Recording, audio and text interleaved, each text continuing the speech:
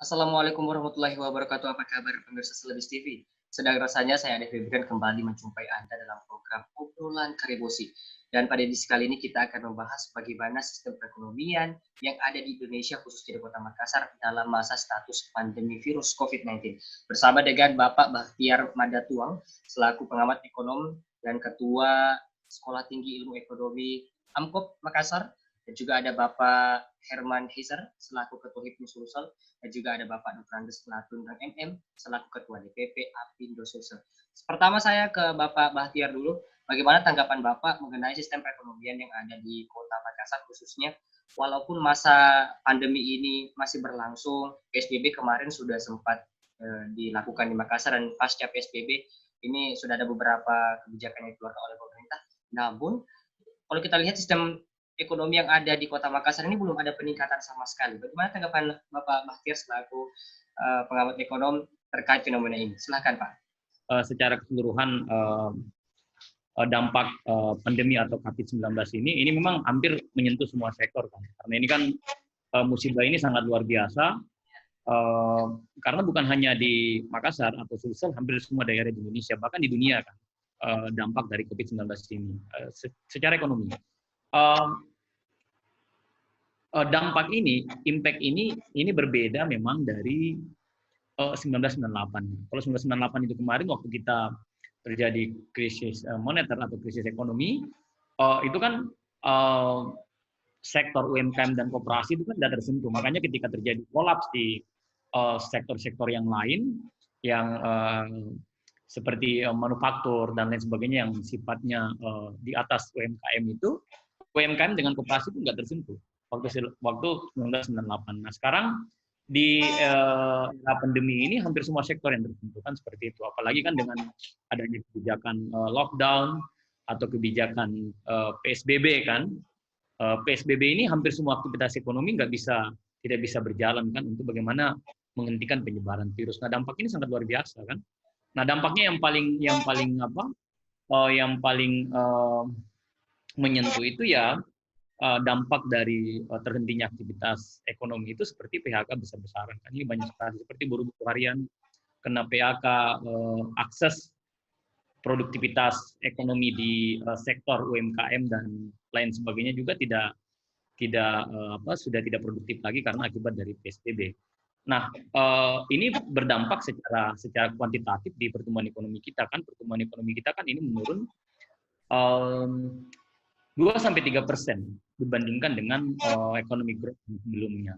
Nah, inilah sebenarnya dampak seperti ini yang memang kalau seumpamanya kita mau melihat bagaimana peran pemerintah untuk bagaimana bisa memberikan solusi terhadap kebijakan seperti ini, memang ini harus dilakukan oleh pemerintah.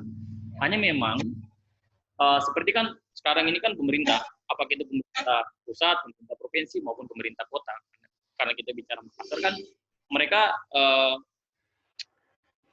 memberikan semacam stimulus. Stimulus ini kan seperti memberikan bantuan langsung tunai dalam cash, memberikan sembako kan, bahkan ada program pemerintah pusat memberikan semacam kartu prakerja kan, stimulus restrukturisasi di bidang perbankan dan lembaga keuangan bukan bank itu bagi pelaku-pelaku ekonomi yang terdampak, dan juga memberikan semacam insentif tax pajak kepada para pelaku-pelaku ekonomi. Nah sebenarnya kebijakan ini sudah cukup bagus dilakukan oleh pemerintah. Hanya persoalannya yang menjadi problem sekarang adalah persoalan apakah kebijakan ini tepat sasaran atau tidak. Nah saya kasih contoh perbandingan di Amerika dengan Aussie lah kan, dua negara ini yang kondisinya sebenarnya hampir sama dengan kita di Indonesia kan, bahkan mereka lebih bahkan mereka sudah lockdown kan, lockdown yang hampir semua sektor ekonomi terhenti. Hanya mereka karena kelebihan mereka itu mereka punya big data yang bagus. Nah big data yang bagus sehingga mereka menyalurkan bantuan atau stimulan ekonomi kepada mereka yang terdampak itu tepat sasaran karena mereka punya big data yang bagus kan, seperti itu. Nah, big data yang mereka gunakan kan bersumber dari NPWP rakyat mereka.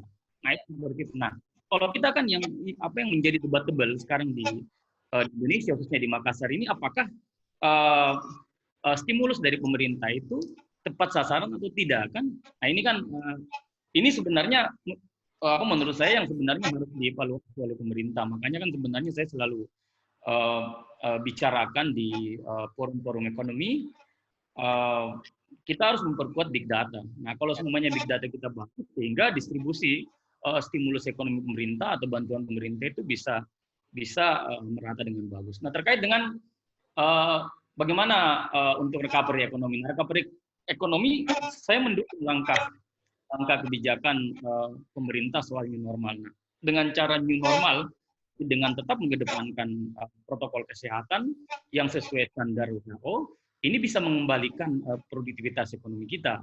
Dan bahkan hampir semua negara di dunia mengalami pandemi, sekarang kan mereka sudah melakukan membuka kembali aktivitas ekonomi, tapi dengan tetap mengedepankan standar protokol kesehatan. Nah, kalau saya ini memang yang harus dilakukan, karena kalau seumpamanya pemerintah tidak melakukan seperti ini, pasti ini akan berdampak. Nah, kita punya, kalau kita lihat dari postur APBN kita, meskipun sebenarnya ada regulasi dari pemerintah untuk menggelondongkan duit yang begitu besar untuk menanggulangi pandemi ini, pasti nggak bisa ini. Pasti kalau masih berkutat pada PSBB atau lockdown ini, pasti akan berdampak secara ekonomi, karena struktur APBN kita, postur APBN kita nggak bisa untuk melakukan pembiayaan yang begitu besar, karena kan sebenarnya tanggung jawab pemerintah, tanggung jawab rezim, tanggung jawab pemerintah ketika terjadi aktivitas ekonomi yang dihentikan atau lockdown atau PSBB, kan pemerintah harus memberikan stimulus untuk menggerakkan ekonomi yang sebenarnya terhenti. Nah, itu yang menjadi strong pengantar diskusi pada session pada hari ini. Terima kasih. Baik. Terima kasih Pak Bahtiar. Ini saya mau menyapa dulu, ada Bapak Herman Heiser selaku Ketua HIPMI Sulsel. Assalamualaikum warahmatullahi wabarakatuh, Pak Herman. Pak Herman. Waalaikumsalam warahmatullahi wabarakatuh. Selamat sore. Iya, baik. Ini tadi kita sudah dengar sama-sama penjelasan dari Pak Bahtiar mengenai ini sistem perekonomian yang ada di Kota Makassar, tentunya waktu PSBB hingga pasca PSBB ini, kalau kita lihat belum ada peningkatan seperti itu. Bagaimana tanggapan Bapak sendiri? Iya, saya kira memang kalau kita lihat pergerakan ekonomi di Kota Makassar atau di Sulsel secara umum terjadi perlambatan yang luar biasa. Ya, kalau kita lihat misalnya pertumbuhan ekonomi di triwulan pertama kan hanya sekitar 3% dibandingkan tahun lalu. Di triwulan pertama itu kan turun sekitar 2, sekian persen gitu. Nah, itu menandakan bahwa COVID-19 ini berdampak secara sistemik dan luar biasa. Dan oleh karena itu saya sebenarnya mewakili pengusaha di Sulawesi Selatan sangat berharap ada dalam tanda petik pelonggaran-pelonggaran gitu ya, sambil tetap memperhatikan protokoler kesehatan yang ketat. Karena kalau misalnya hal seperti ini dibiarkan, terlalu banyak larangan-larangan dan seterusnya, itu bisa membuat perekonomian semakin terpuruk dan efeknya menurut saya jauh lebih berbahaya kalau dibiarkan. Kenapa? Karena itu imbasnya bisa terjadi resesi, bisa terjadi krisis ekonomi yang berkepanjangan. Oleh karena itu menurut saya kita lihat keadaannya beberapa sektor bisnis yang sudah bisa digerakkan, saya kira waktunya untuk memperlonggar dan membuat itu bergerak perlahan-lahan, dan saya kira akan membuat ada semacam multiplier effect dan bisa pada akhirnya kemudian bisa menggerakkan ekonomi itu sendiri begitu. Baik, saya ke Bapak Latunreng selaku Ketua DPP Apindo Sulsel. Kalau untuk Bapak sendiri, strategi seperti apa yang bisa Bapak berikan terkait dengan sistem perekonomian yang ada di Indonesia, khususnya di Kota Makassar, terkait dengan adanya status pandemi ini, Pak? Silahkan. Ya, baik. Makasih Selebes TV yang saya hormati. Ya, saya kira diskusi hari ini sangat baik dalam rangka ingin mencari solusi seperti apa ekonomi kita ke depan. Yang pertama tentu dunia usaha sekarang lagi stagnan ya, karena kondisi sekarang dengan adanya PSBB tentu seluruh aktivitas ya di-lock atau dihentikan. Mengelok aktivitas itu sama saja menghentikan ekonomi. Ya.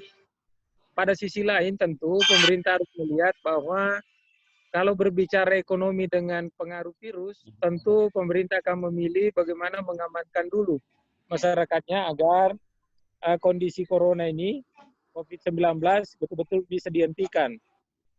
Nah, kita bisa mengukur bahwa pada PSBB pertama, itu pemerintah tidak mampu menurunkan grafik yang mestinya.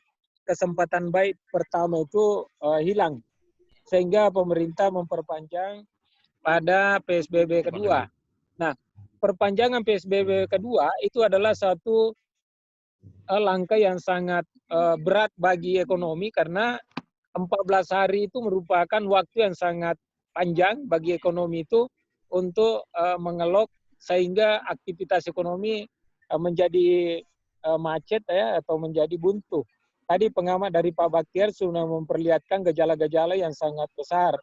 Kita tahu bahwa tahun 98 ya ekonomi Indonesia itu menurun, tapi pada sisi sektor informal itu masih mampu menopang ekonomi kita begitu besar. Tapi hari ini ya ketika pemerintah melakukan lock atau pembatasan yang terdampak lebih cepat itu yang menggeliat adalah sektor informal. UMKM kita yang penolong ekonomi kita tidak mampu.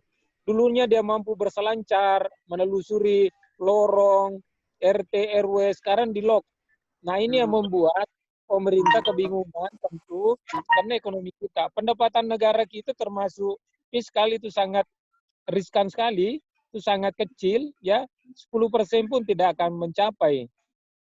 Nah kalau terus-menerus ini terjadi, itu akan berbahaya. Yang kedua saya ingin sampaikan bahwa 1 bulan pertama dunia usaha itu sudah melakukan suatu penyerapan anggaran yang begitu besar, namun tidak ada feedback income uang masuk sehingga itu akan berbahaya. Saving seorang pengusaha itu sebesar apapun, 3 bulan itu pasti kolaps. Nah ini kita masuk bulan kedua, ini akan berbahaya. Saya selalu sampaikan ke Pak Wali Kota, termasuk Pak Gubernur, bahwa bulan ini adalah bulan penentuan. Kalau pemerintah gagal menurunkan grafik, itu akan berbahaya ke depan. Karena biaya untuk menanggulangi COVID Corona ini bisa kita ukur. Tapi recovery ekonomi bisa sebulan, bisa setahun, dan bisa 3 tahun. Sama orang sakit. Ketika orang sakit kita bisa ukur berapa besar yang kita harus bayar. Tapi ketika dia sembuh, pemulihannya itu berat. Nah ini tentu kita harus mencari pola. Nah ketiga tentu dunia usaha banyak strategi. Artinya bahwa dengan PSBB ini kan tidak semua harus di-lock. Fungsi pemerintah sebenarnya harus hadir. Bagaimana negara atau pemerintah bisa mencari pola atau cara. Contohnya misalnya, kalau di Makassar ada 15 kecamatan. Kalau kecamatan hanya terdeteksi adalah 5, ya tentu di luar mana. Itulah yang harus diambil untuk dirawat sehingga sembuh. Yang kedua ada salah satu, apakah ini informasi salah, tapi kalau saya melihat salah satu kabupaten, melihat bahwa virus corona itu dengan sendirinya akan sembuh ya sepanjang ya imun tubuh kita itu bisa diperkuat. Nah, pemerintah harus belajar di situ. Apa yang saya ingin petik di dalam sini, bahwa ketakutan kita itu membuat ekonomi kita juga semakin anjlok, semakin berbahaya. Kita lihat sendiri transaksi di dunia usaha loss 48 hotel itu tertutup, ya. Properti yang ada di Sulawesi Selatan termasuk Makassar itu tidak ada yang bergerak sehingga penyerapan tenaga kerja juga tidak terjadi. Tukang-tukang atau buruh selama ini yang gaji mingguan itu tidak bisa belanja mingguan, sehingga penjual sayur tentu tidak bisa ya merecovery ekonominya karena belanja mereka tentu tidak bisa terkendali. Nah inilah semua yang kita harus pikirkan, bahwa dengan adanya virus corona, saya kira ada benarnya itu pemerintah harus kita hidup berdampingan, tapi protokol keamanan tetap kita ada. Corona ini memberikan kita sinyal bahwa hidup bersih itu penting. Yang kedua, saya sudah kumpul ya dunia usaha melalui sektor-sektor yang ada di Sulawesi Selatan untuk meminta tanggapannya. Ketika new normal terjadi, apa yang Anda inginkan oleh pemerintah? Kebijakan-kebijakan apa yang harus Anda harapkan sehingga pada saat kita start nanti betul-betul bisa memberikan efek efek ekonomi agar apa yang kita miliki sekarang, SEPI yang ada ini masih bisa kita dorong, masih bisa kita gerakkan untuk memulai usaha. Saya kira itu yang bisa saya sampaikan, mungkin bisa kita lebih jauh lagi. Baik, pemirsa jangan kemana-mana dulu karena kami akan kembali sesaat lagi, tetaplah bersama kami.